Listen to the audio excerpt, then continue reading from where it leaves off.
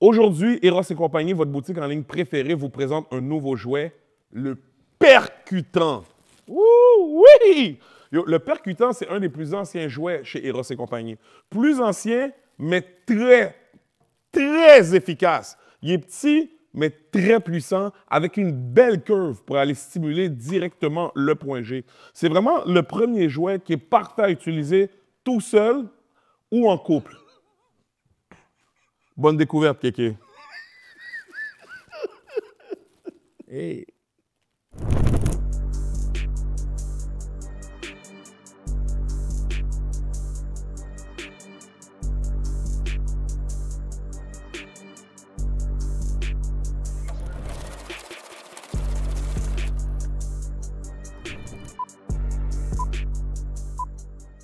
Kéké entre 0 censure, 0 filtre, on est avec vous un autre vendredi. N'oubliez pas de vous subscribe sur la page YouTube et sur Instagram. On veut remercier la boîte jaune pour nous mettre belle. Aujourd'hui avec la bonne bouffe. Oh, ok. Ben, ça c'était déjà avant. On veut remercier aussi Eros qui nous met bien. On va savoir c'est quoi qu'il y a cette semaine comme article promotionnel.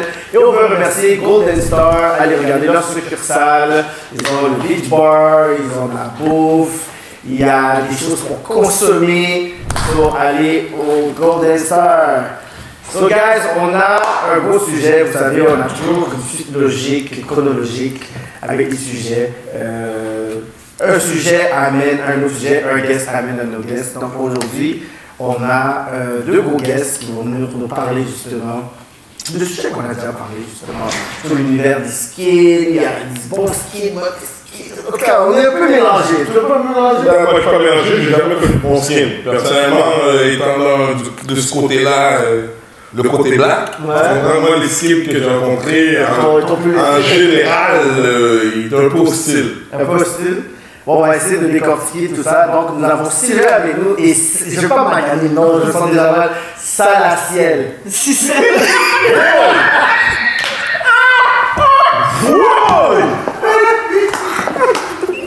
Yo, ça. Je sais pas que ça pouvait être. Non, c'est vrai, j'avais un autre niveau, moi. Tu veux juste dire ton nom, hein? Juste si tu le toi-même. Oh, je suis avec mes parents, ils avaient mal choisi. Cicel. Salaciel. C'est la ciaille. Ah, mais c'est ça, Zéro. Salaciel allait regarder, je suis sûr, c'est un nom qui est célébré. So, on a un gros sujet aujourd'hui. On avait pris contact peu après l'entrevue qu'on avait faite avec Marc Florel. Parce qu'on parlait de certaines nuances. Puis lui nous a parlé justement de lui quand il avait comme son clic. Il y avait vraiment des grandes altercations avec les skins. Puis je pense que je pourrais dire qu'on parle de vraiment les pics des skins. Je pense à Montréal, c'est vraiment comme début 90, 88, 89, 90. Donc nous, on essaie toujours de pouvoir faire la chronologie. Puis chaque personne, je pense, c'est comme un bout d'histoire. Donc, je voudrais savoir, vous, comment vous êtes capable de faire une certaine chronologie. Ça faisait quoi, skin? Comment ça s'est installé à Montréal? Comment il y a eu cette nuance? Puis c'est quoi un peu l'idéologie qui fait en sorte qu'à un moment donné, on dit, mais ils sont où les skins aujourd'hui? C'est vraiment ça la vraie question. Puis quelqu'un comme Goofy qui dit, ouais, j'ai pas connu de bon skin. On va répondre à ça donc. Fait que vous vous identifiez là comme. Oh oui, oh oui. Skinhead. Oui. Oui. Let's go! Ben, à l'origine, c'est un mouvement qui a commencé dans les années 60 en Angleterre. Puis ça venait c'est un mix des travailleurs qui travaillaient sur ces bateaux, des Jamaïcains, puis il y avait des Blancs. Puis les Blancs écoutaient le reggae. Puis les Jamaïcains étaient sous-payés, puis ils avaient la tête rasée. Donc les Blancs se sont rasés la tête pour être solidaires aux Jamaïcains avec qui ils travaillaient. Puis ben, il y avait la musique reggae, après ça qui est venu dans le ska, puis c'est tout un dérivé de ça. Fait qu'à l'origine, les skins, c'était surtout un mouvement anti-peace and love, puis une solidarité avec les Jamaïcains. Sans le reggae jamaïcain, il n'y a pas de skinhead. Ah ouais, ça c'est beau quand même. Hein? En fait, tu parles du ska. Moi, à l'époque, je ne connaissais pas le ska. Je ne savais pas c'est quoi vraiment. J'entendais souvent ça. Et quand j'ai écouté ça pour la première fois, j'étais comme, yo, c'est du reggae, mais du reggae jazzé un peu, ou avec c'est un petit touche rock'n'roll. C'est le mix du jamaïcain puis du blanc anglais, si on veut. OK. On va parler d'un film, je sais pas si ça rapporte pas, mais parler d'un film qui était sorti, puis ça a influencé beaucoup le mouvement skin. Je sais pas si vous avez entendu. Ben, ça dépend dans quelle année. Il y a eu American History X. Pasteur mécanique. Orange mécanique. Ouais, est-ce qu'il y a un lien? Un peu, parce que c'est un... Oui, c'est ça, ben, à cause de l'ultraviolence un petit peu, là, que, quand on est jeune, on cherche ça là, un peu, puis c'était un peu en lien. Là. OK. Fait que là, on est dans quelle année, là, tu parles, quand la solidarité, là? Fin des années 60. La fin des années... Là, tu me parles de quel côté gentil encore? Non, mais ça fait un peu de sens parce que les gens au UK, oui, il y avait l'esclavage, back in the days, en même temps que les Français, mais les gens du UK ont rapidement trouvé ça. Avant les autres, ils disaient que ça n'avait pas de sens, que ça n'avait pas d'allure. Fait que tu vois, quand tu parles de par solidarité avec les Jamaïcains, dans les ports, ça fait quand même du sens dans le contexte. Surtout au UK, moi je ne sais pas si sont racistes, mais au UK, ils étaient définitivement beaucoup moins que, je sais pas, en France ou même aux États-Unis à la même époque. À la même époque, je parle. Moi, je voudrais dire qu'il y en a qui ont juste commencé plus tôt, fini plus tard. Comme les Portugais ont commencé plus tôt, mais ils sont moins colonisateurs. Ce sont les instigateurs de ce cirque. Bon, moi, je connais beaucoup de Portugaises. Non, mais moi, je parle de la chronologie, je parle pas des Portugais. Donc là, on passe des années 70, et comment ça commence à se propager un peu? Encore le mouvement, je pourrais dire, un peu... C'était vraiment un mouvement en Angleterre. Pendant les années 70, ça a resté un petit peu ce que c'était avec la musique. Puis là, vers la fin des années 70, c'est là que le Front National est allé recruter dans ce noyau de jeunes-là qui étaient anti-système, qui étaient plus... puis ont amené la politique dans ce mouvement-là. Parce qu'à la base, c'est un mouvement classe ouvrière, pro-classe ouvrière, avec la musique, puis tout ça. C'est dans ce mouvement-là qu'ils ont été recrutés. Ben, parce qu'il y avait de l'agression, il y avait de la... les gens, c'était pas facile ces années-là, les gens avaient beaucoup c'est un peu ce que Trump peut faire aujourd'hui, d'aller chercher des gens qui sont fâchés, qui sont... puis recruter dans ce créneau-là. Puis le Front National s'est accaparé ça, puis que là, la politique s'en est mêlée. Puis là, il y a vraiment eu une déviation dans ces années-là avec le punk. Les punks d'un côté, puis les skins de l'autre. OK. Puis... le punk, ça veut dire que la plupart des skins qui étaient à un côté un peu plus obscur se sont mis dans le punk. Non, parce que ceux qui se sont radicalisés, qui étaient plus dans le White Power, Front National, etc., eux se sont un peu séparés du mouvement punk, même s'il y avait des dérivés un petit peu. Là. Puis ça a grandi comme ça, puis les choses se sont faites naturellement, qu'éventuellement, il y a un côté qui était raciste, White Power, puis l'autre côté qui suivait l'origine du mouvement qui venait des années 60 avec les Jamaïcains. Là, on est à quelle année là, environ? Début des années 80, fin des années 70. C'est que là, moi, je suis dans un métro, tout c'est le soir, moi, je vois un skin de moi. Comment je peux savoir si... Il dit rien, là. Ils m'ont pas vu, là. Ils sont en train de fumer une cigarette pendant tout. Là, je suis comme... J'ai le choix, là. Qu'est-ce qui me fait comme savoir que c'est bon ou mauvais skin? J'ai pas le temps de calculer une chaussette ou... Peut-être de la façon qu'ils te regardent. Écoute... Avec des patchs, tu peux voir des t-shirts. Mais moi, je sais pas. Moi, je suis dans les années 80, je vois toi, je dis, oh, faut que je cours. Toi, je sais pas. Moi, je suis pas capable de calculer. Ben écoute, j'étais pas là, mais c'est comme... pour monsieur, madame, tout le monde, c'est difficile de faire la distinction. Nous autres, on peut la faire assez facilement parce qu'on regarde justement les patchs, les t-shirts, la façon, l'attitude. Mais j'avoue que pour monsieur, madame, tout le monde, ça peut être un peu plus compliqué. De reconnaître? Ouais, ben de savoir si tu as un skin. Nous, souvent, on se connaît nous autres avec les shows et tout ça, fait que c'est facile pour nous, là, mais d'en croiser un dans le métro, mettons, si on va dans une autre ville, là, Mais à l'époque, je veux dire, à l'époque, il y avait définitivement des signes distinctifs. Là. Les signes, qu'ils soient racistes ou pas, ils avaient à peu près tous là, la même chose. Ça veut dire le bomber, les Dr. Martens, en général roux. Oh, ils s'habillaient pareil. Là. Ils s'habillaient pareil, ok. Fait que c'est un peu comme ça. Ils avaient aussi beaucoup la coupe de cheveux, mais tu sais, comme ça. Non? Tu sais, la coupe de cheveux, là, long d'un bord, là, comme ça, tu peux comme. Non, peut-être c'est moi. C'est plus. Il parle des IMO, là. Ouais, ben c'est ça. C'est le Genre Bic, là, souvent. Ouais. Fait que donc, comment on peut voir l'avancée de ce mouvement-là à Montréal, au Québec? Comment on peut essayer de créer peut-être une certaine chronologie à partir d'ici? Ben, je suis encore là, je n'étais pas là à l'époque, là, mais je pense que c'est arrivé à Montréal début des années 80. NDG à Montréal, c'était là que ça s'est passé beaucoup. Mais tu sais, c'était pas ce que c'est aujourd'hui ou ce que c'était. Il y avait beaucoup de jeunes peut-être plus défavorisés.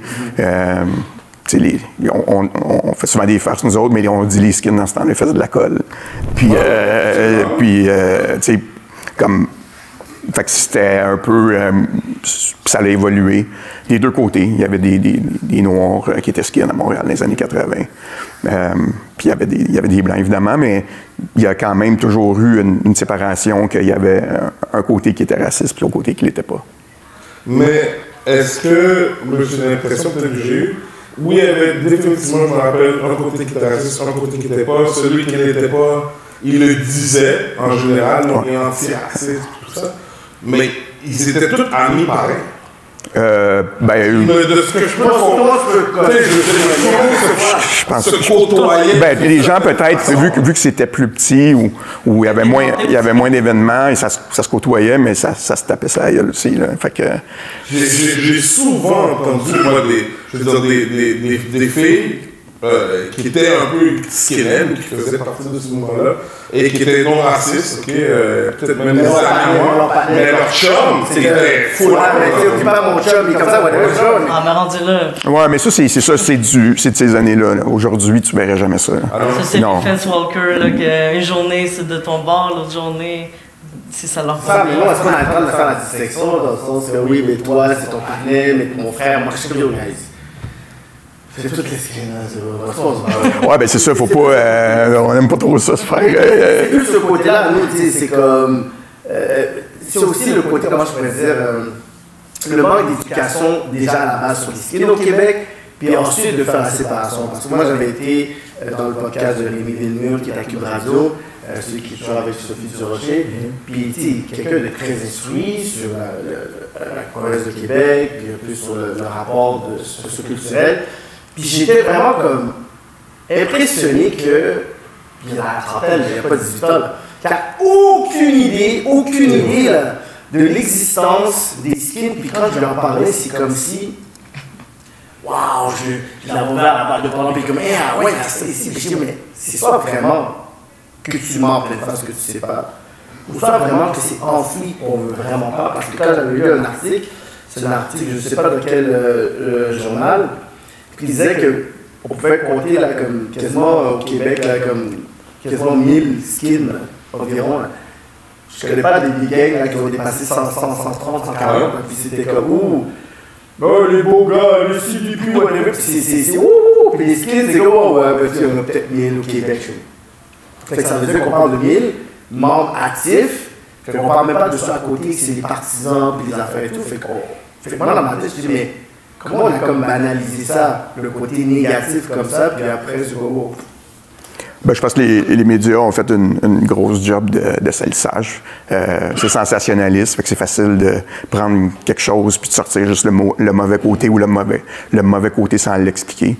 Je pense qu'avec le temps, les gens se sont éduqués, puis il y en a beaucoup moins de préjugés aujourd'hui par rapport à ça que peut-être dans ces années-là.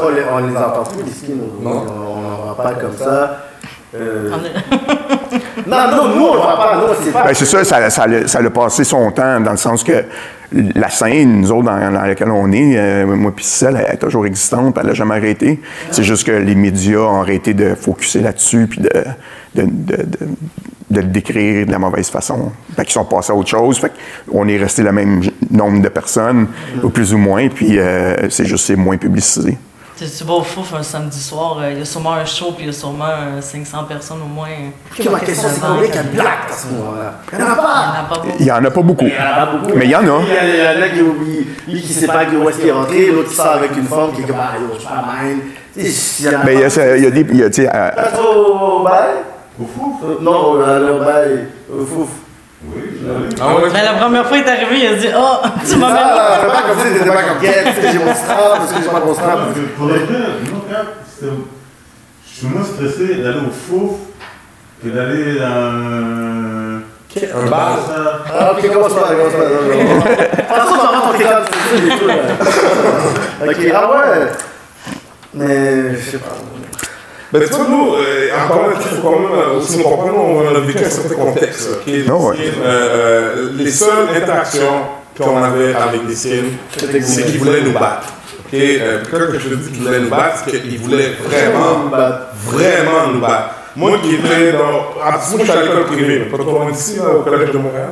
Et un soir, même, c'est une des interactions que j'ai eues avec des skins. On est dans le métro, moi et un autre, on sort d'une pratique de, je sais pas quoi, même de sport. Et il y a un crew de skinheads qui rentre avec des Dr. Martens, des lacets blancs. Ils nous spotent dans le truc. Et là, leur seul but dans la vie, c'est nous péter. OK, il est 6h30, 7h le soir. J'ai 14 ans, man. Tu vois la grandeur que j'ai maintenant, j'ai probablement un pied de moins que ce que j'ai maintenant. Je suis avec un autre doute qui a à peu près le même âge. Tu sais, on est des enfants, littéralement. Et c'est littéralement des sirènes, comme je dis, c'est sûr, parce que ils ont l'accoutrement et en plus ils ont les dots avec les lacets. Mais ça, là, ce que je te raconte là, je veux dire, c'était commun. Oh, il y a une époque que c'est. Ouais. Anecdotique, là, que ce que je te raconte. Non. Je n'ai pas dit non plus que ça arrive à tous les jours, mais c'est quelque chose qui était très commun là, à Montréal. Je ne vais pas parler pour le reste de la province, mais certainement à Montréal. Fait que, c'est sûr que quand tu me dis que c'est un mouvement qui est gentil et que c'est juste la musique et qu'on est tous, tu comprends un petit peu mon... Oui, mais ça, là, on est en 2025. Dans un autre contexte des années 90, c'était complètement différent. Il y avait beaucoup plus de violence, il y avait beaucoup plus de gangs, il y avait beaucoup plus de nazis qu'il y en a aujourd'hui. Tu sais, c'était pas la même chose. Là. Moi, quand j'ai commencé, il y avait probablement autant d'antiracistes que de racistes. Puis quand ils ne voulaient pas sauter sur toi, ils voulaient sauter sur moi.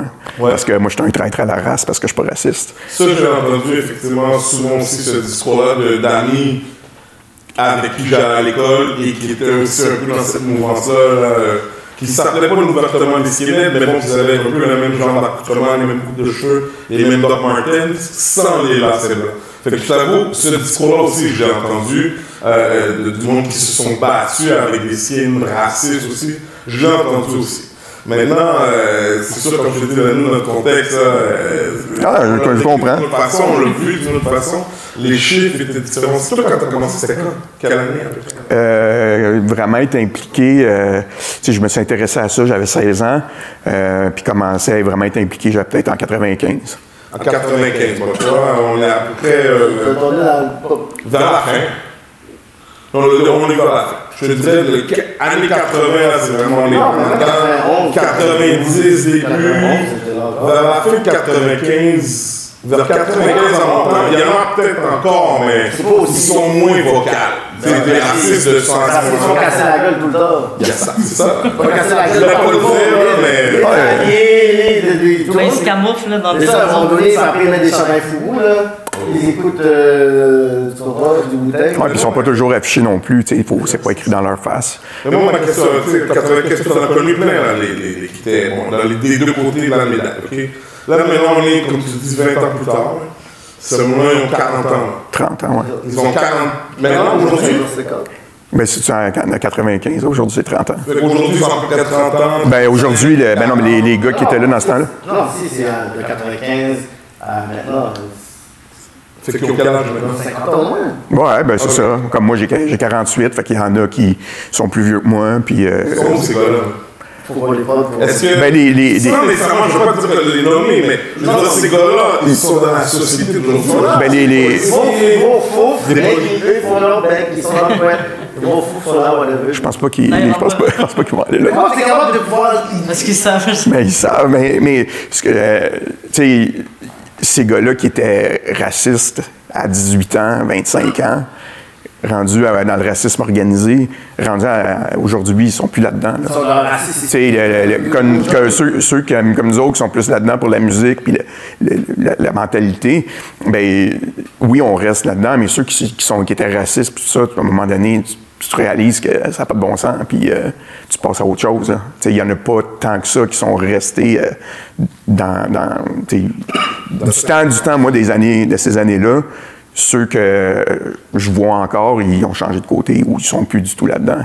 Parce que ça ne serait pas toléré autour de nous autres. Mais ce que je trouve qui est dangereux, c'est que, dans le sens que, comme on parle des années 90, c'est quand même on ne va jamais savoir le chiffre exact. Mais on sait que c'était quand même un chiffre considérable. Moi, ce qui est dangereux, c'est qu'on n'est pas capable de les identifier. Ils sont un génocide, ils sont là, ils sont renouvelés dans la société, ils ont des familles, ils ont des positions considérables. Qui veut dire qu'on n'est pas capable d'en identifier un, mais qui sont là dans la société. C'est comme si j'arrivais et je disais, OK, ben, il y a 1000 terroristes au Québec. Puis à n'importe quel moment, ben, ils peuvent arriver, puis ils peuvent... Oui, mais les gens changent, évoluent. Fait que s'il y en avait 1000 à cette époque-là, ces gens-là, ils sont plus nécessairement radicalisés. Ça dépend. Moi, de mon point de vue, c'est comme un côté extrême. Tu sais, c'est quelqu'un qui voulait faire exploser... je sais pas, le stade olympique, puis après il s'assoit dedans, ah, tu as changé. Tu sais, ça dépend encore, là, aller sur le pays, je sais pas. Il y en a qui font des covers sur leur feel yourself comme ça, tu vois, c'est pour ça que moi, c'est ce côté-là, parce que je suis comme, ça me dérange que ils ont juste réussi à se dissiper dans un côté aussi radical. Moi, ma question c'est, on va dire, quel gang qui était gang, qui était Biden, qu'aujourd'hui, tu peux dire qu'il s'est retracé nulle part, il y a une grande job dans une banque, puis qu'on ne sait vraiment pas son passé. C'est grave, on ne sait jamais. J'ai pas eu un scandale que oui, son passé est revenu. Il y en a juste peut-être une personne qui est conseillée d'arrondissement parce qu'il a dit. C'est la seule personne, mais parce qu'il a dit. Mais sinon, moi, je ne vois pas des anciens gars qui étaient impliqués que ils sont juste dans la société. Puis non, on sait tous les noms des gars qui étaient impliqués des années 90, 2000, 2005, on connaît leur nom. Puis même la police qui a pris mais on le connaît, même après 30 ans, c'est là, comme Cassim, donner des coups de matraque. Ils s'en foutent, ces gars-là. Ils sont impunis, ils font leur société, puis ils font comme si, genre, leur fille ou leur gars qui amènent une noire à la maison. Oh, ça me dérange pas, je suis. Tu comprends? C'est le côté impuni. Tu sais, des fois, les parents, ils étaient méchants, dans ma tête, généralement, pour être de ce côté-là, déjà partant, de mon point de vue, t'es pas très intelligent, fait que c'est probablement pas des présidents de banque, comme tu dis aujourd'hui. Des policiers. Ouais, non, mais il y en a qui sont rentrés dans comme je dis, il y en a un qui est en politique. Il y en a qui changent de pays aussi. Là. Il y a notre France qui vient ici, puis ils abandonnent leur vie de néo-nazi. Oui. Ou ils déménagent. Tu sais, à Montréal, tu peux pas vraiment survivre en t'affichant comme ça. C'est sûr. Fait que, ils se sont portés à aller en région ou de quoi comme ça. Pour faire des cover-up de tatous de croix gammées. Ouais. On peut les croiser dans des shows, des réseaux, de gros événements. Ça, là, tu les croises. Comme back then, Woodstock en Beauce, ils étaient là. C'est sûr qu'ils étaient à Woodstock. Ils étaient à Saint-Tite. Je pense que tu le mets un petit peu plus gros que c'était vraiment. Je pense pas qu'il allait. Je parle de maison. Tout le monde a une anecdote. En tout cas, toutes les personnes de la communauté ont toute une histoire avec le skin. C'est possible que soit on invente ça, ou soit vraiment il y en avait plus qu'on pensait aussi. Je parle de mes frères, on est sortis des codes, on a cassé, on ne connaissait pas ces gars-là, il y a des latinos sur nous, on a calé. Tout le monde a une anecdote. Ah, peut-être, mais tu sais, de votre point de vue, là, probablement, vous avez été exposé à ça plus que moi, mais tu sais, je sais qu'il y avait des histoires, puis il y en a eu, mais il y a beaucoup de ces gens-là qui réalisent que, tu sais, comme, je pense que tu peux être raciste quand tu es jeune, ou peu importe, tu peux changer, puis tu peux voir que tu peux comprendre que ça n'a pas de sens, tu sais. Ouais. Fait que c'est pas nécessairement qu'il l'était à cette époque-là qu'ils le sont encore aujourd'hui. Beaucoup de mes amis qui l'étaient, qui ne le sont plus, beaucoup, là, tu sais. J'en ai connu à travers le temps, mais qui étaient là, puis qu'ils ont rentré dans le Sharp, là, qui était comme la gang principale antiraciste, puis ils étaient dans le Sharp avec moi, fait que, tu sais, c'est... Leur mouvement était plus cool, mais qu'est-ce qui t'attire là-dedans? OK, tu vois, bon, encore une fois, on a notre point de vue, tout ça. Vous, là, c'est quoi qui est le fun là-dedans? C'est quoi qui... Ça, vous pouvez vous exempter de tout ça. Vous battre avec d'autres. C'est ça que ma mère me demande aussi. Let them fight for themselves. Mais tu vois, moi, je suis immigrante, et quand je suis rentrée là-dedans, je trouvais ça cool, genre tout le concept antiraciste. Puis j'écoutais du ska déjà, du reggae, puis j'étais comme, oh shit, c'est comme le mix de tout. Avec le punk, puis moi, ça m'a fait triper que, je sais pas, le côté rebelle, whatever. Puis, ben, j'étais comme ça, où les immigrants. Là, j'arrivais là, j'étais comme, c'est quasiment tous des Québécois. Tu sais, on était genre 2-3 Chiliens, il y a un autre boy, c'est un Vietnamien, mais tu sais, il y en a pas tant que ça. Puis je trouvais ça triste que tout le monde, mettons, à qui je parlais, mettons, à l'école ou des amis ou alentour, genre, je disais, ah, mais vous devriez venir, là, tu sais, c'est des shows, c'est organisé par ce monde-là, que, tu sais, c'est toute une sous-culture antiraciste, puis tout, pour vous autres, puis vous avez toute part d'y aller, tu sais. Oui, parce que... J'ai traîné des amis, là, genre, j'avais 2 collègues haïtiennes, puis j'étais comme, venez voir un de mes shows. J'étais comme, mais là, c'est ça, là, j'étais comme, mais venez. Puis quand ils sont arrivés, tu sais, il y avait une grosse pancarte, fuck le racisme, puis whatever, puis t'es là, ok, c'est vraiment de même. J'étais comme, ben oui, il n'y a pas de danger. Vous faites la descente dans le chat des forces. Ah non, désolé, vous savez quoi, mon Dieu? Fait que pour ça, je trouvais ça cool de venir en parler un peu, parce que ça enlève le... Tu sais, que nous, moi j'entends le mot skinhead avec le mot nazi après, puis ça m'énerve. Mais tu le vois, tu peux comprendre un peu. Ah, c'est sûr. Jusqu'en 2025, je suis sûr qu'il y a eu comme tellement de trucs que nous, on n'est pas au courant. Mais c'est très flou, autant du côté négatif que le côté positif. C'est pour ça que pour moi, c'était important d'en parler, parce que même quand j'ai fait le Reels avec Ralph Lauren, il y a une fille, je sais pas c'est qui, une Karen, elle est comme, il doit être dans une autre planète, il se met pas, blablabla. Mais c'est d'autres personnes québécoises, non, mais il y en a qui... Ils sont tous, c'est duquel là-dedans, mais il faut qu'il y en a plus, ce genre de conversations qui sont là, en étouffant, c'est pour ça qu'ils font ça. C'est comme même lui, il disait, là, ça faisait 15 ans qu'il n'a pas vu de skinhead, puis j'étais comme, mais voyons donc. Il y a le Oi-Fest une fois par année, il y a combien de gens qui rentrent là? Oui, c'est ça. Le Oi-Fest, c'est un festival. C'est un festival de musique, puis on fait venir. Puis s'il y a quelque chose qui se passe, les gars, allez vous battre avec eux. C'est eux qui vont éviter, vous allez vous battre avec eux. Mais non, c'est un festival de musique. On a fait venir des groupes à travers le monde. Puis il y a des gens qui de partout qui viennent. C'est de la musique punk? Ben, punk, oi, là. C'est de la musique. La musique skin, c'est de la musique oi. Oi, ça représente quoi? Ça représente le UK? Un peu. C'est quelque chose que les gens là-bas disent. Oi! C'est comme un trait. Ouais, c'est comme un salut, un peu. C'est très typique. Ouais. Non. C'est juste pour... Oh, ouais, c'est ça. C'est un peu... Il y a des groupes punk, il y a des groupes ska reggae qui participent au festival aussi. C'est pas juste concentré sur cette musique. C'est comme culture british. Un peu, mais c'est d'où là le mouvement parti de la musique. Fait que c'est la continuité de ça. Puis là, maintenant, il y a des groupes partout dans le monde, des groupes de skin partout en Asie. Skinhead, ou est-ce qu'il y a un autre terme? Non, c'est skinhead. Vous êtes à l'aise quand même, malgré tout l'historique, de quand même dire, OK, on veut... Ben ouais, parce que n'importe qui s'éduque justement sur l'origine du mouvement va dire, ah, j'avais pas raison, j'ai mal interprété ce que c'est vraiment. Puis c'est vraiment à la base d'un mouvement qui est pas du tout raciste. Là. Puis c'est devenu ça un peu, mais aujourd'hui, c'est probablement, ça dépend des pays, mais probablement 90% non racistes. Là. Quel pays que tu veux dire, OK, il y a encore des mouvements skin?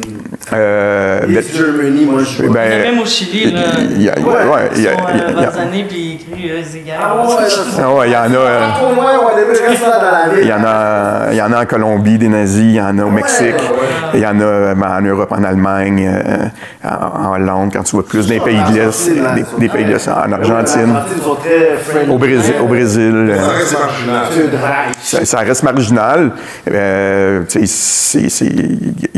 y a des... Puis la politique se mêle un peu là-dedans, des fois un peu la droite, puis on n'est pas loin de l'extrême droite. Fait que, mais c'est encore, il y en a encore, mais beaucoup moins. C'est un peu la radicalisation au Québec, là, qu'on parle de la branche un peu plus raciste. Ça arrive avec le... Là, tu disais avec le FLQ. Non. En Angleterre, c'était avec le Front National. Avec le Front National? Oui. Mais au Québec? Au Québec, je pense pas que c'était relié à aucun mouvement politique du Québec. C'était pas relié pantoute à ça. C'est juste d'ignorance un peu, peut-être.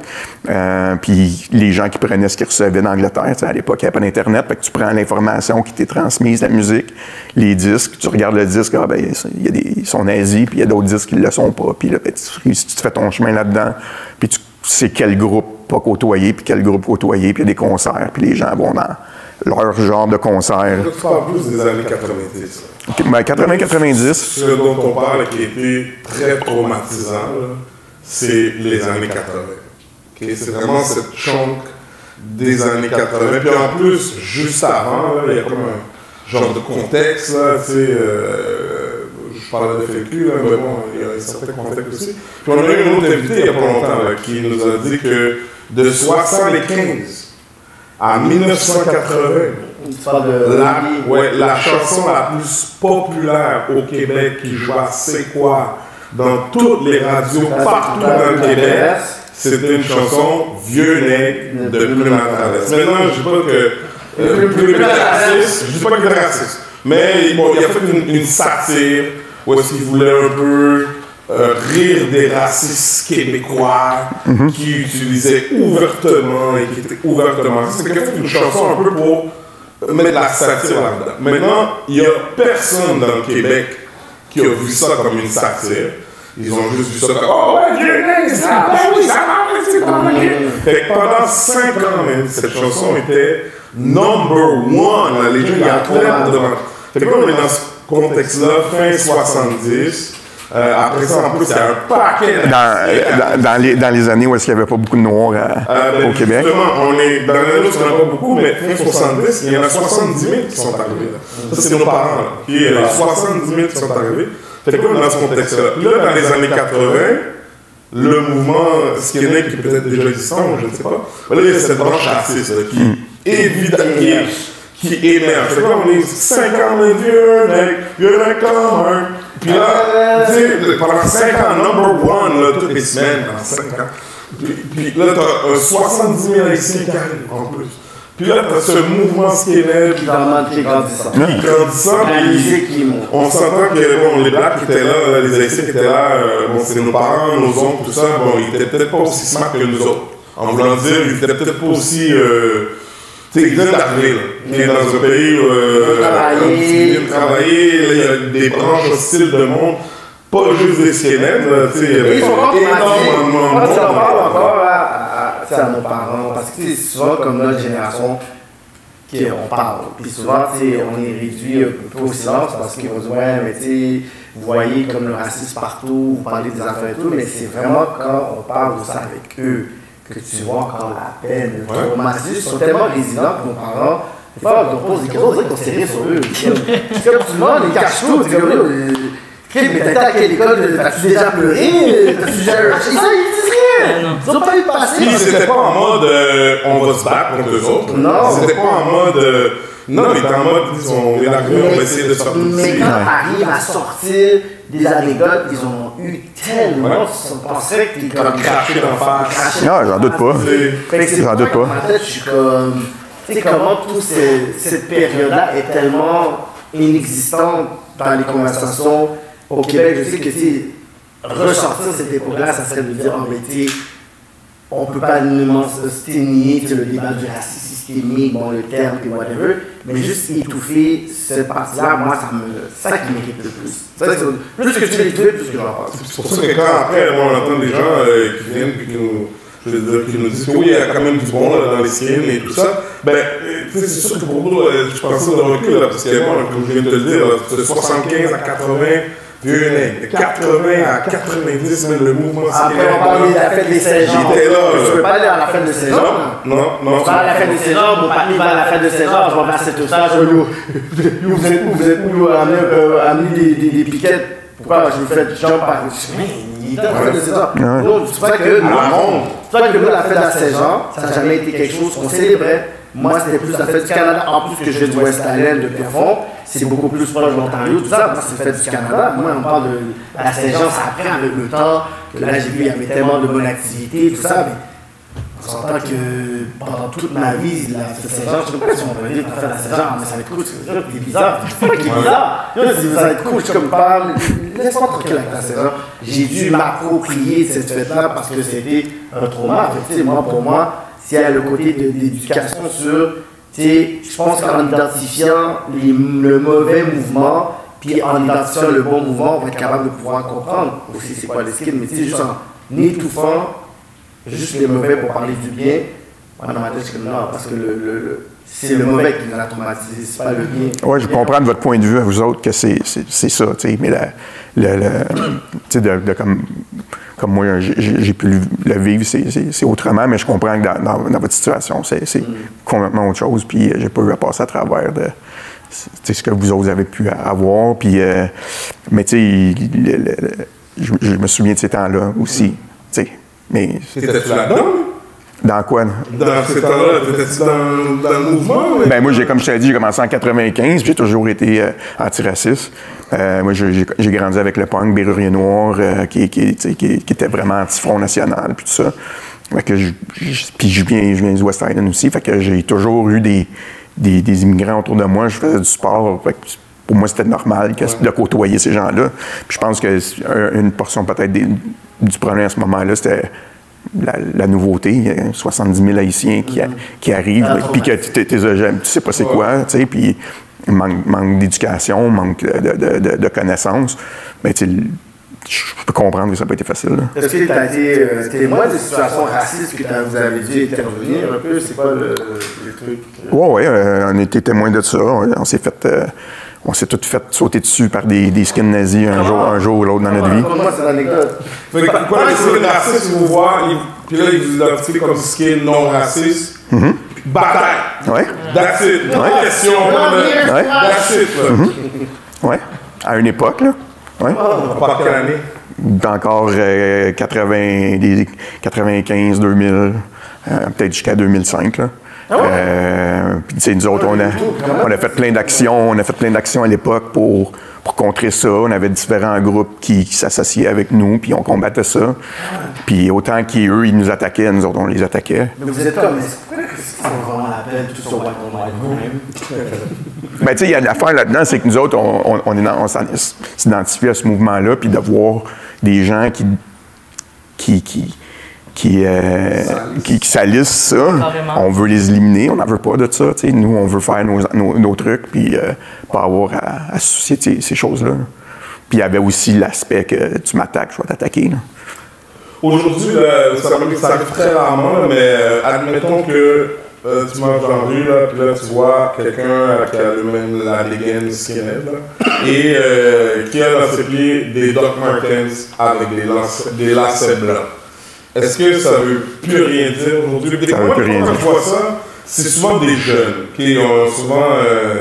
ils n'ont pas 30 ans. Non, ça veut... Les lacets, ça veut plus rien dire. Les lacets, ça veut plus rien dire. Non. Mais moi, je te jure même, j'ai un PTSD.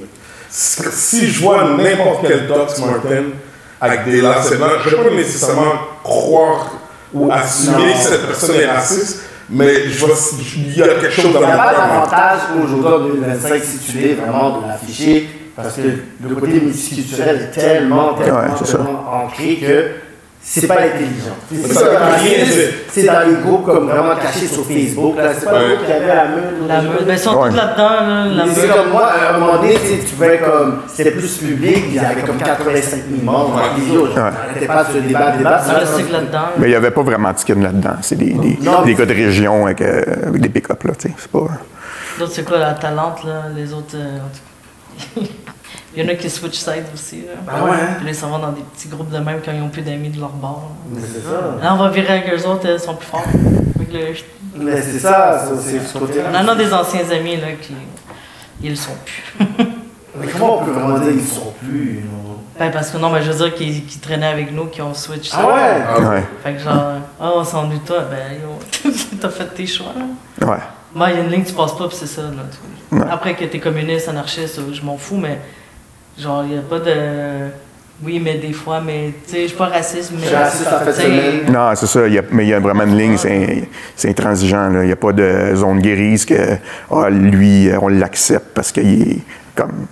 Ça marche pas comme ça. Comment on peut savoir, comment on peut définir ça? Est-ce que c'est la croix gammée? Est-ce que c'est systématiquement? Ben, comme ça a déjà été ça, mais aujourd'hui, c'est rare que tu vas voir quelqu'un avec une croix gammée, même s'il tatoue, il va pas le mettre. Il va le cacher. C'était il y a 10 ans, puis il me regardait, puis il y avait une croix gammée là. T'es là, venez vous battre. Je suis comme, on est sur Sherbrooke, là. Il y avait une caméra. Non, mais tu sais, il y avait mon âge, puis il y avait une croix gammée, là, puis il était très fier là, de sa croix gammée. Il allait s'entraîner au Pro Gym dans Schlager avec sa croix gammée. Puis les autres, ils passaient à côté, puis personne ne remarque. Je sais ça. Il est dans cette situation où tu checkes une femme. Ouais. Belle femme. Ouais. Femme est terrible. Ouais. Scarlett Johansson, je trouve qu'elle est terrible. Correct. C'est qu'elle, on va dire, demi-mois dans le temps. Pourquoi tu parles des blancs? C'est parce que je m'en vais là. Ok. Demi-mois dans l'époque suivie. Ok, oui. Puis ça amène dans ton super love, Oui. super nice, vrai, tout ça. Elle commence à vous kiss, elle lève son chandail, elle se penche, elle a une grosse chorégraphie, mais elle te dit écoute, capote pas, j'ai un passé. T'es comme ok, mais tu sais, bon, elle a fait une orgie, puis elle juste rond, elle monte une espèce de chorégraphie sur son dos. C'est quoi que tu fais? Demi-mois, là. Demi-mois fois 2, là. Puis elle est là, puis comme, elle a une grosse chorégraphie avec du sang, là, comme dans son bateau, puis whatever. Puis c'est pas un petit, là, ça prend tout son dos, là. Puis elle est comme, toi, t'es là, t'es raide déjà, comme t'as la bouteille, t'as déjà le demi-mois dans ta main. Je pense que je plead the fifth. Je répondrai pas à cette question. Comment? Vas-y, non. Sans la présence de plein d'avocats. Comment? Je suis déjà là. Ok. Non, mais c'est pour te dire, elle a un passé, Je réponds. elle est là, mais elle te montre qu'elle est dans. Fait que tu vas dans le côté où est-ce qu'ils sont passés, ou t'es comme, you know what, c'est plus la même, mais c'est ça qu'elle est. Je pense que pour les ancêtres, je vais aller. Pour les ancêtres, pour le pays, pour les ancêtres. Ils vont me regarder et ils vont être comme, yeah, goofy, yeah.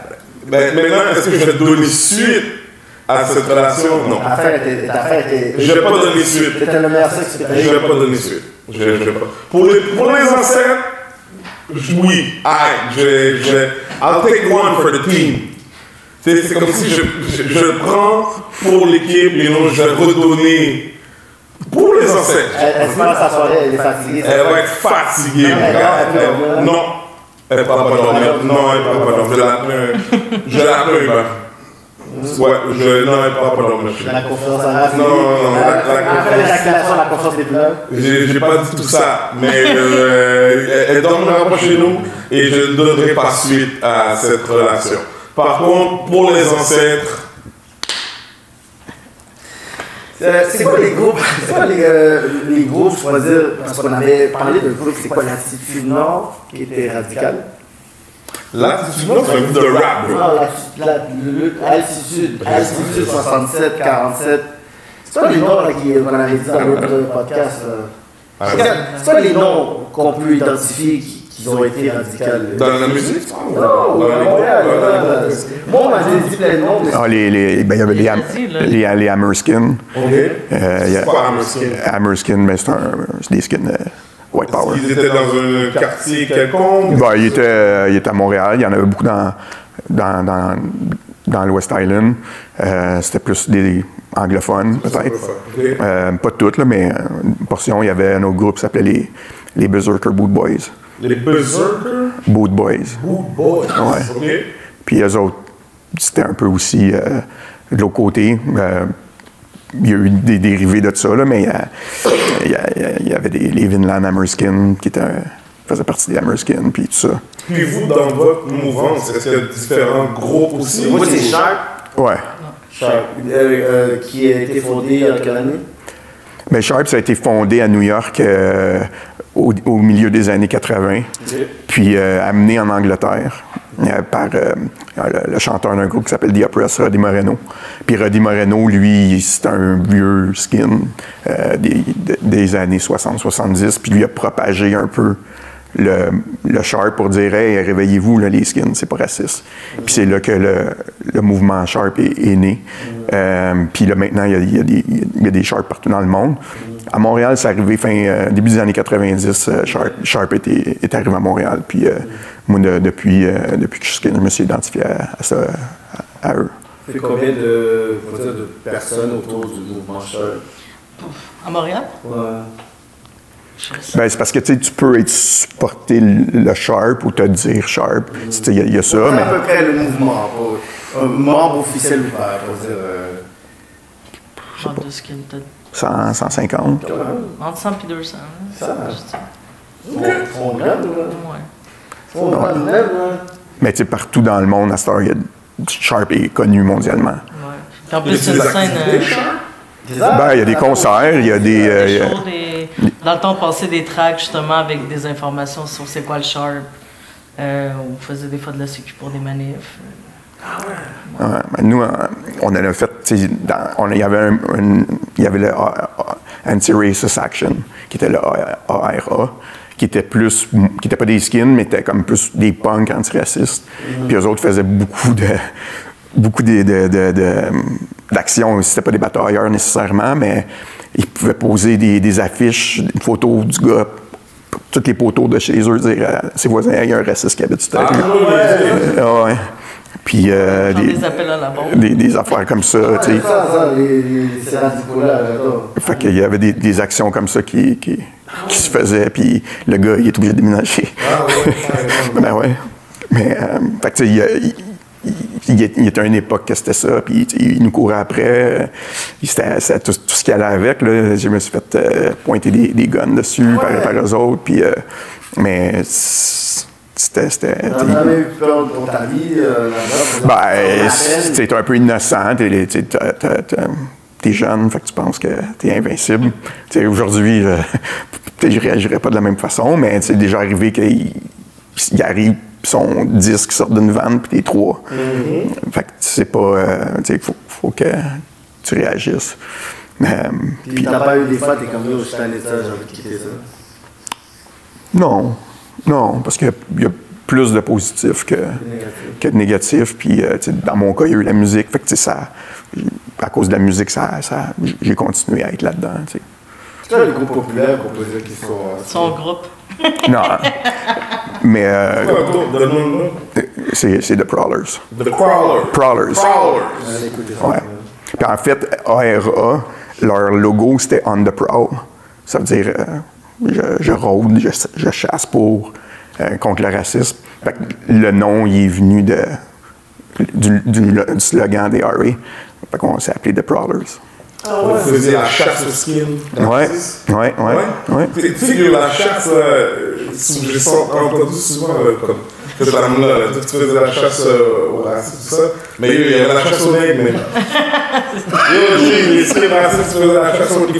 Puis pour être fait, il faisait pas juste la chasse au nègre. Il faisait la chasse au nègre, la chasse au latino, la chasse au gay aussi, beaucoup. Ça, il chassait les punks aussi, puis justement les antiracistes. C'est ça, les ponts, leur position a toujours été comme mystérieux. Pour moi, les ponts, comme moi, des fois, je voyais des ponts, il y a des ponts louches, là. c'est ça, je suis il y a des choses bizarres, mais Il y a beaucoup de provoques là-dedans aussi. Tu sais, il y a du monde des punks, la vieille mentalité punk, c'est de provoquer, c'est fuck the system, c'est tout.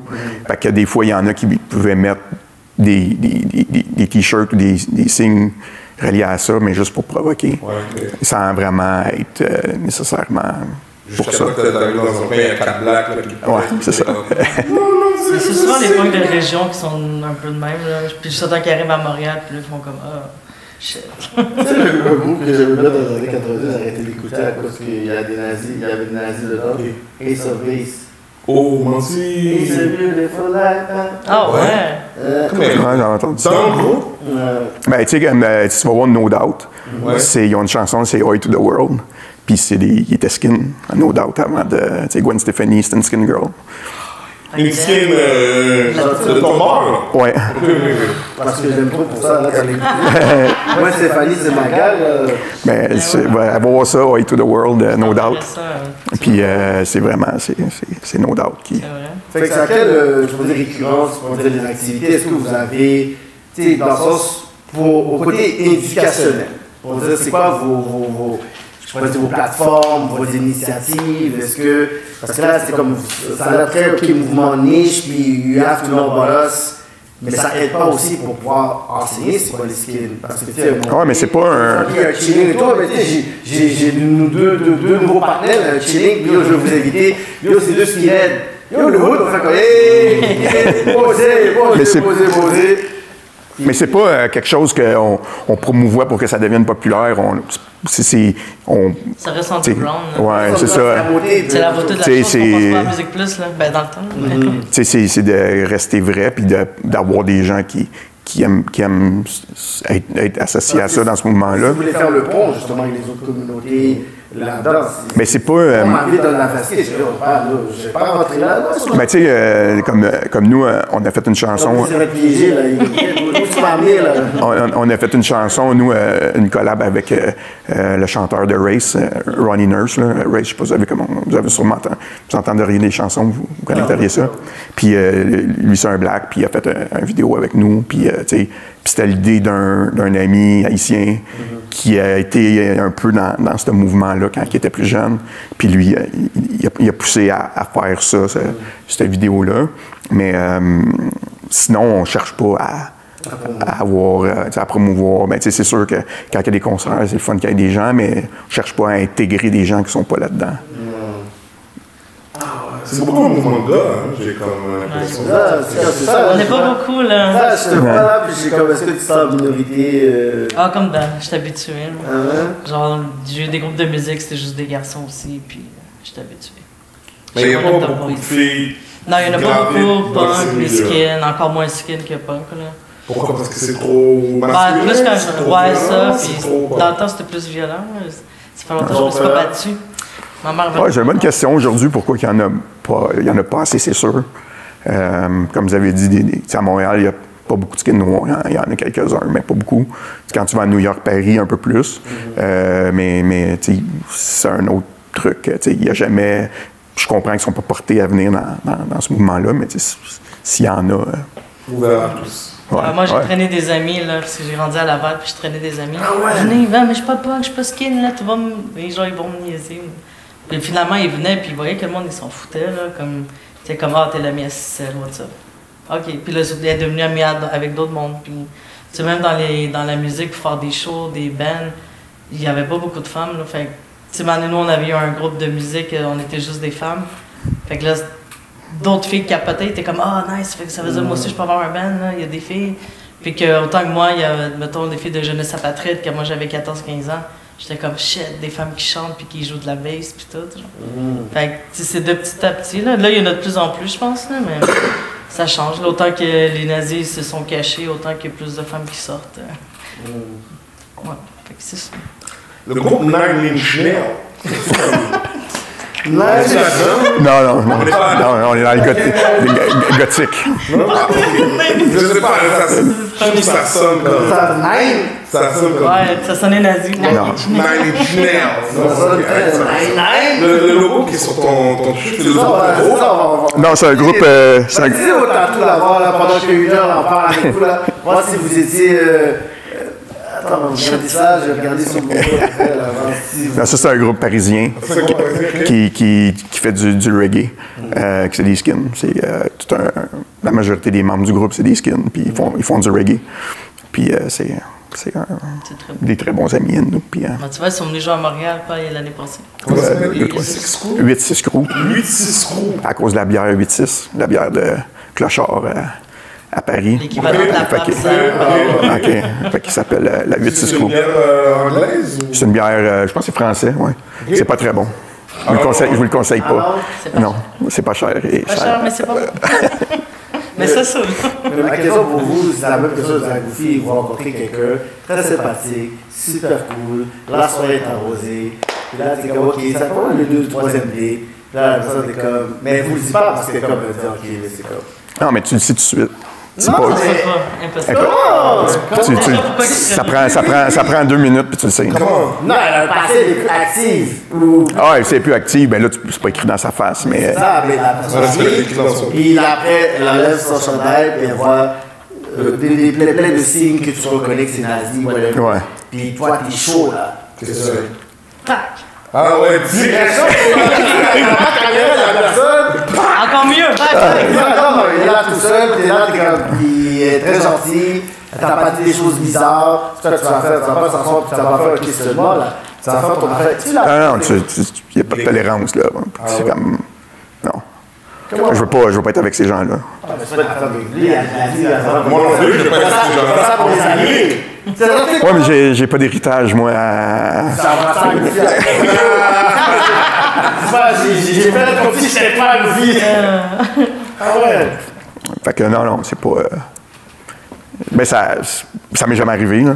Mais que de tomber sur quelqu'un que je découvre plus tard qui ouais, c'est ça. Non, c'est jamais arrivé. C'est toi dans ton cas de retraite ou.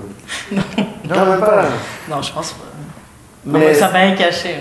Non, mais est-ce qu'il y a des relations amicales que vous avez dû couper à cause que vous avez. Oui, ça c'est sûr. Oh, ouais, il y a des amis à moi qui avaient un groupe de musique, puis ils chantaient pour le Canada, puis du jour au lendemain, ils chantaient pour le Québec, puis ils étaient avec l'extrême droite. Merci, bonsoir. C'est comme, qu'est-ce qui s'est passé, que j'ai manqué, je sais pas, mais ça arrive. Là, leur message était complètement différent. Oh, oui, mais tu coupes les ponts, puis. Moi, du monde qui ne comprennent pas trop. Là. J'avais une amie de secondaire qui sortait avec un gars genre d'extrême droite dans ces environs-là. Puis il était comme, je comprends pas, vous êtes pareils, chiller ensemble. J'étais comme, non. Je le vois, mon genre. C'est pas mon ami, puis il sera jamais mon ami. Là. Genre, déjà, on se tape pas d'en face parce qu'on est sur Saint-Denis, Ontario, là, mais comme. Viens de présenter. J'étais là. Lui m'a regardé, puis t'es comme, reste loin. J'étais comme, lâche-moi. Elle comprenait pas, comme, je comprends pas, fais de la paix, c'est pas grave, il est juste raciste. Oh, shit! C'est tout genre chez. C'est pas grave! C'est quoi qui dérange? C'est pas la paix, il est juste raciste, il a rien fait de mal. Moi, j'adore ça. Ils comprennent pas. Genre, c'est juste une gros gamine. Mais tu sais quoi, anecdote de Belgique, là? Okay, moi, j'ai été faire une série de 30 shows en 30 jours en Belgique. Puis, ça, c'est chez nous. Si vous voulez aller le plugger pour. C'était la 2e fois. Et la première semaine, moi, je suis un gars de sport. Je suis un ancien athlète. Et j'ai trouvé un club de ping-pong. Moi, je suis un ancien joueur, un pongiste. Et j'arrive dans le club, même, déjà tout le monde me regarde. On ne peut pas cacher cette sensation. Parce que j'étais le DJ.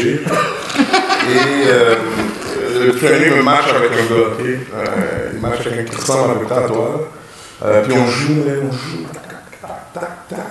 on joue même. Le gars est quand même bon, on joue. Puis là, à la fin, on se raconte nos vies, tout ça. Puis là, je réalise, bro, qu'en dessous de son t-shirt, après comme toi, là, il y a comme le L de la croix gammée. Comme il y a la croix, puis il y a juste la petite partie qui sort. Vu qu'on joue au ping-pong, j'ai pas calculé tout ça, puis là, comme le gars était rendu mon ami déjà. Puis comme, après la 2e bière, même, je sais pas, tu sais, son chandail est levé un peu, puis là, j'ai réalisé que, oh, c'est une croix gammée. Tu n'as pas demandé ça? J'ai posé aucune question, j'ai commencé mon temps. Jamais contacté ce gars. Non, c'est pas ce qui traîne dans les clubs de ping-pong. Méfiez-vous des clubs de ping-pong. Non, en fait, c'est un hooligan. J'ai su ça après, là. J'ai compris. Ben, ça, c'est beaucoup associé, tu sais, parce que les équipes de foot qui sont plus identifiées à d'un côté ou de l'autre, tu sais. Fait que c'est comme on voit dans les games de football. Bon, j'allais dire hors de l'Est, mais pas nécessairement, mais bon, dans les endroits où il y a des super fans, là, dans des pays où c'est plus scandinave, je veux dire, c'est ultra fans qui sont des hooligans. Ça, c'est des skinheads racistes. pas nécessairement, ça dépend de où ce que t'es, puis ça dépend de l'équipe. Tu sais,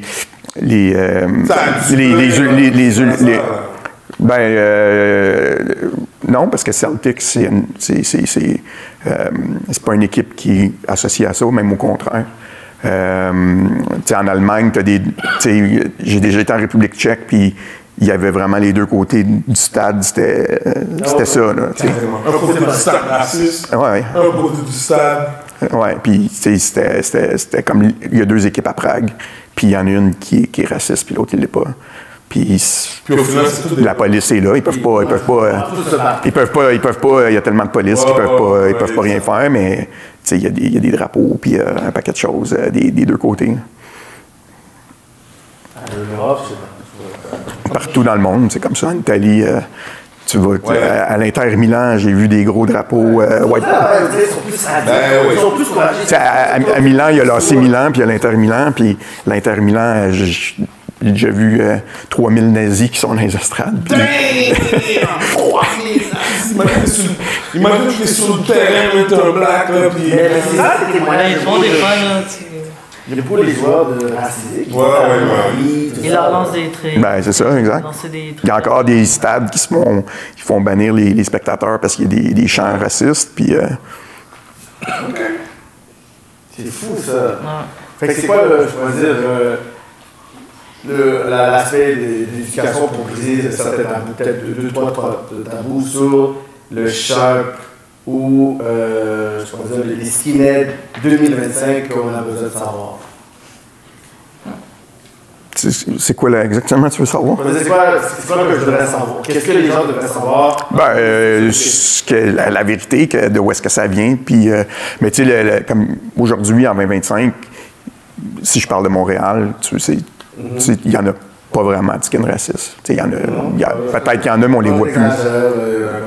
Même temps, moi, il y a 15-20 ans, quand j'ai commencé, il y en avait quasiment plus déjà. Genre, ils ont le clé. Vous avez fait votre job, puis eux, ils ont fait leur job de l'autre bord, puis... Il y a eu du... Make racist afraid again. Oui, exact. Ben oui, mais j'en ai entendu parler. Moi, j'étais trop jeune. Moi aussi. J'étais trop jeune, mais puis il y a eu d'autres gros... Quand Bébé Rio Noir a joué à Montréal, début des années 90, il y a eu de la... Ah ouais? Oui, c'est en 89, hein, ça avait brassé. Mais c'est des mêmes années que le truc à la ronde. Non, c'est pas... aujourd'hui, c'est plus... ceux qui sont politisés dans ce sens-là, ils s'en foutent des skins. Hein. Ils font leur truc politique, la meute, puis tout ça. Tu peux te promener avec un t-shirt antiraciste, puis tu vas pas te faire taxer ou jumper. Moi, là, j'ai besoin de retraite. J'ai besoin d'avoir un qui était ancien, vraiment raciste. J'en veux un. Je veux un. J'en veux un. I need one. Juste pour avoir la discussion. Juste pour comprendre la mentalité, tout ça. Ça va pas être quelque chose de radical. C'est pas un setup. Mais je veux vraiment avoir la mentalité d'un qui était... Pourquoi qui était dans ça, la mentalité, quand il est sorti, je veux vraiment avoir ce côté-là. Je te donnerai des noms. Est-ce que c'est le game qui vont devenir artisanal? Non, mais ceux que je connais sont plus là-dedans. Peut-être qu'ils veulent pas en parler, mais je pense pas qu'ils se cacheraient pas. Là. Ils se cacheraient pas s'ils disaient oui. Et ça, j'aurais besoin de ça, d'être capable de faire ça, je pense que ça va être nice, parce que c'est ce côté plus hypocrite qu'on y trouve quelque chose que je sais qui est présent, qui nous a traumatisés. Puis juste le fait que là, on est capable de savoir qu'on peut aller chill, prendre une bière au fouf, puis que Goofy peut sortir avec une belle petite demoiselle. Ah ouais. Mais oui, moi, je Mais oui, mais oui. Yo, qu'est-ce qu'il fait? Yo, Chirac, le skinhead, monsieur. Mais toute la sécurité au Fofun, c'est tous des Haïtiens. Ils sont sur le payroll ici. Mais tu sais, ça a toujours été, parce qu'il y a eu la LAM, vous avez connu la Ligue antifasciste de Montréal, mais la LAM, c'est partie des Faufounes. Les Faufounes n'ont jamais toléré aucune forme de racisme. Là. Jamais. Un moment donné, j'étais avec un kid du monde, puis il y avait un gars avec un chandail, mais ça c'était du black metal, mais il y avait un t-shirt d'un band nazi, mais dans son dos, puis je m'étais jamais tourné. Puis là, en tout cas, il était avec mes amis, puis là, il est allé fumer dehors, puis là, il y a un des bouncers, mais tu sais, c'est un gros black. Puis là, il dit, hey, décollez, sortez. Puis là, je suis là, je t'associe à qui? Là, quand le gars s'est retourné, il y avait un Totenkopf, c'est genre une tête de mort nazie dans le dos, en gros de même. Puis lui, il comprenait rien, t'es là, ben c'est une tête de mort. Puis t'es comme, non, c'est un symbole nazi, sort d'ici. Puis il s'est fait mettre dehors, puis sinon, il fallait qu'il tourne son chandail de bord. C'est quoi ce symbole-là? C'est une tête de mort? Ouais, c'est la tête de mort nazie. Non, elle est comme de côté, mais je suis mort. Ah, ok. Puis ici, ça passe pas au fouf, là. Non, mais tu vois, si je l'avais dit en rouge, j'aurais même pas. Ah, c'est ça. Même le gars, il portait, puis il savait pas, puis moi, je l'ai vu, j'étais comme, oh, je me tiens pas avec toi. Mais. Voilà. En tout cas, moi, merci pour l'éducation. Ouais. Toi, tu as été convaincu du côté positif, du côté que faut pas mettre tout dans le même panier. Non, mais moi, j'ai toujours eu des amis au secondaire. Il y en avait qui s'identifiaient skinhead et ils se faisaient un point de toujours dire qu'ils étaient anti-racistes et que tout ça. Fait que c'est sûr qu'on vivait d'autres réalités. Mais ce qu'il a dit, j'ai pas. Oui, j'en ai appris un peu, mais c'est quelque chose que je savais déjà, qu'il y en avait qui étaient anti-racistes. Mais c'est sûr que, bon, le poids des racistes était plus élevé, comme leur poids et leur impact. T'sais, les anti-racistes, on les entendait jamais. C'est du monde normal. On n'entendait pas. Ils vous foutaient la paix. Ouais, ça aussi. C'est ça, il y a ça. Puis, mais il y avait, tu sais, même dans, je me souviens, on avait il y avait un ami à moi qui est décédé, mais qui organisait les Big Fiestas. Puis les Big Fiestas, c'était de rassembler, tu sais, je me souviens Dogmatic avait joué pour ça. Mais il commençait, c'était pas connu à l'époque, mais on essayait avec ça de coller différents sous-cultures, là, pas de la culture populaire, mais ensemble. Ça a marché pendant un bout de temps. Puis en fait, je pense en pression aussi, il l'avait fait au Fouf avec Antifa Montréal. Il avait fait la moitié du show, c'était du rap, hip-hop, puis l'autre moitié, c'était genre du punk. Nous, on a déjà joué avec Black Tabou, puis de Québec. Puis avec, il y avait, je pense que c'était D-Natural qui était là aussi. D-Natural, c'est mon nom! Mais merci pour tout ce knowledge d'être venu au Kick Uncensored. Je compte sur vous pour être capable de faire la suite, pour avoir Ouais, on des. C'est le même votre chicken. Des bons. Des bons, là, des bons. Ah, ouais! Des bons anciens. Ils ont changé. On verra. C'était le Kick Uncensored, and we out like that.